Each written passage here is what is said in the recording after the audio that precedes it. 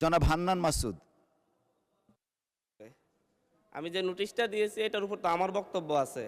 ব্যক্তিগতভাবে এটা এত বেশি এ, হুমকির মুখোমুখি হতে হচ্ছে। মাননীয় স্পিকার, আমি আসলে হচ্ছে নির্বাচনের আগ থেকেই আপনারা জানেন আমি যে অঞ্চলে জন্ম নিয়েছি সেই অঞ্চলে একটি দ্বীপাঞ্চল, এবং যেখান থেকে ইলেকশন করেছি সেই জায়গায় ভূমিদস্যু জলদস্যুদের উৎপাত অনেক বেশি।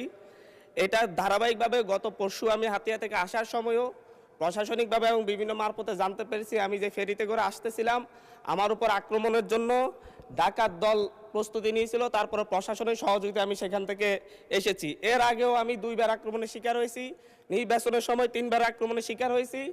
আমার পক্ষে যারাই কোনো কথা বলে, এমনকি মসজিদে আমার জন্য দোয়া করেছে, সেই মসজিদের ইমামকে মসজিদের ভিতর থেকে বের করে এনে প্রচণ্ডভাবে তার উপর হামলা করা হয়েছে, এবং তাকে আজকে প্রায় 1.5 মাস ধরে তাকে চিকিৎসা নিতে হচ্ছে।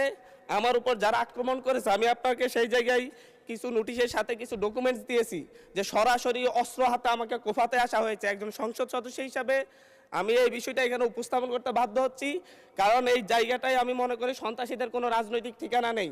প্রতিনিয়ত বিভিন্ন একটি রাজনৈতিক দলের পদধারী এবং হচ্ছে বিভিন্ন ক্ষেত্রে পূর্বের ফ্যাসিবাদী লোকজন তারা সরাসরি ফেসবুকে থেকে একটি রাজনৈতিক সংগঠনের এখনকার শেল্টারে থেকে ফেসবুকে ভিডিও আকারে আপনারা যদি তদন্ত দেন, তদন্তে আমরা রিপোর্ট পেশ করব, ভিডিও দিব, এবং হচ্ছে প্রত্যেকটা রেকর্ড আমাদের কাছে আছে যে হচ্ছে তারা কিভাবে আমাকে হত্যার হুমকি দিচ্ছে, এলাকায় ঢুকতে না দেওয়ার হুমকি দিচ্ছে। আমি তো আমার যেই এলাকা যেখান থেকে আমি নির্বাচন করছি সেই এলাকায় আমাকে নিরাপদে যাওয়ার ব্যবস্থা করতে হবে, নিরাপদে আমাকে থাকার ব্যবস্থা করতে হবে, আমার সাথে যারা নেতাকর্মীরা চলাচল করবে তাদের নিরাপত্তা দিতে হবে।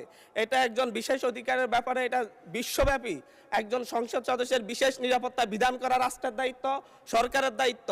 অথচ আমার উপর সরাসরি ভিডিওতে এবং সংবাদ মাধ্যমে প্রকাশিত সরাসরি অস্ত্র হাতে আমাকে কোপাতে আসা ব্যক্তিও এখন যখন আবার আমার নেতাকর্মীদেরকে হুমকি দিচ্ছে, তাহলে তো আমি অবশ্যই নিরাপত্তাহীনতায় ভুগবো।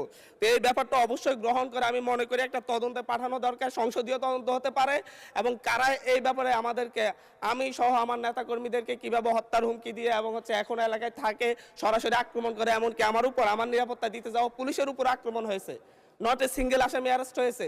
ভোটের দিনে আমার উপর আমার গাড়ি বড় হামলা করে, আমার গাড়িতে 6টা কুপির দাগ এখনো আছে, এখনো তারা এলাকায় ঘুরে বেড়াচ্ছে।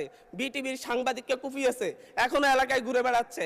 এই প্রত্যেকটা আসামির ক্ষেত্রে দেখা যাচ্ছে তৎকালীন ইউনিয়ন বিএনপির সভাপতিকে হত্যা করেছে, ইউনিয়ন বিএনপি সদস্যকে হত্যা করেছে। এই ধরনের হত্যা মামলার আসামিরা, এই ধরনের হত্যা মামলা, আমি আমার বিশেষ নিরাপত্তার বিধিতে কথা বলতেছি, আপনাদের উপরে হামলা হতে পারে এভাবে না। মাননীয় স্পিকার, এটা একেবারে মাননীয় সদস্য, আমি আমার নিরাপত্তার কথা বলছি, আমি কনসার্ন জানাচ্ছি, এবং আমার উপর যদি পরের বার আক্রমণ হয় সেটা কি ট্রেজারি বেঞ্চ থেকে দায়িত্ব নিবে কিনা এটা তাহলে বলুক যে আমরা দায়িত্ব নিব, আমরা সরকারের দায়িত্ব আছে, পরেরবার যদি আপনার উপর আক্রমণ হয় আমরা দায়িত্ব নিব। আমি বসে যাচ্ছি, আর নয় বলতে হবে যে যারা এই সন্ত্রাসী কার্যক্রম করে তাদেরকে আইনের আওতায় আনবো আমরা। মাননীয় সদস্য এখন একটু শুনেন। এটা আমার হাহাকারও বলতে পারেন, কারণ আমি মামলা দিয়ে জিডি করে এখন পর্যন্ত মাননীয় সদস্য অধিকার পাচ্ছি না, যার কারণে আমাকে সংসদে বলতে হচ্ছে। একটু শুনুন দয়া করে। আপনার নোটিশটা পেয়েছি এবং আপনি বসেন দয়া করে, অসুবিধা নেই। আপনার নোটিশটা পেয়েছি, যথাযথ নিয়মে নোটিশটা আমরা